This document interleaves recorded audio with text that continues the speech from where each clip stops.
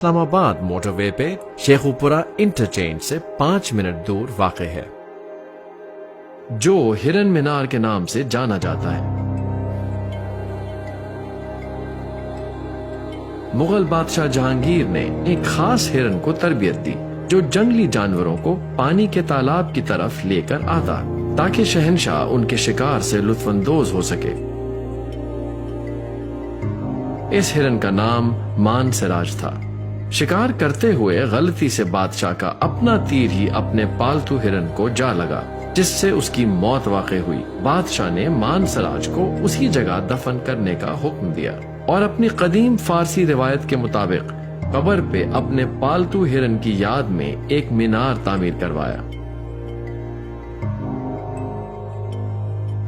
1606 میں تعمیر کیا گیا یہ مینار 100 فٹ اونچا ہے اور اینٹوں سے بنایا گیا ہے۔ یہاں سے ایک راستہ 108 سیڑھیوں کے ذریعے اوپر تک جاتا ہے۔ ہوا اور روشنی کے گزر کے لیے مینار کے بیرونی اطراف 11 مستطیل کھڑکیاں ہیں، جن کے ساتھ ساتھ مینار کی سطح پہ 214 سوراخ ہیں، جو کہ کہا جاتا ہے کہ بادشاہ کے شکار کیے ہوئے جانوروں کے سر لٹکانے کے لیے استعمال ہوتے تھے۔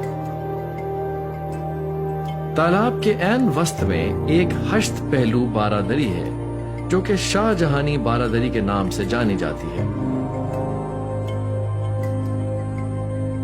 بارادری کا بالائی حصہ تالاب کے بیچوں بیچ پورے احاطے کا خوبصورت منظر پیش کرتا ہے۔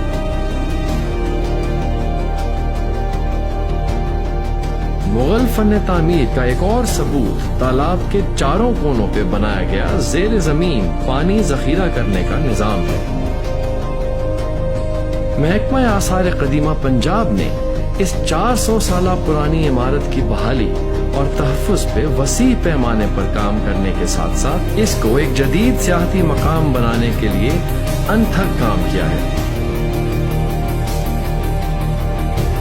جس کی وجہ سے آج ہرن مینار ایک مقبول تفریحی اور سیاحتی مقام ہے۔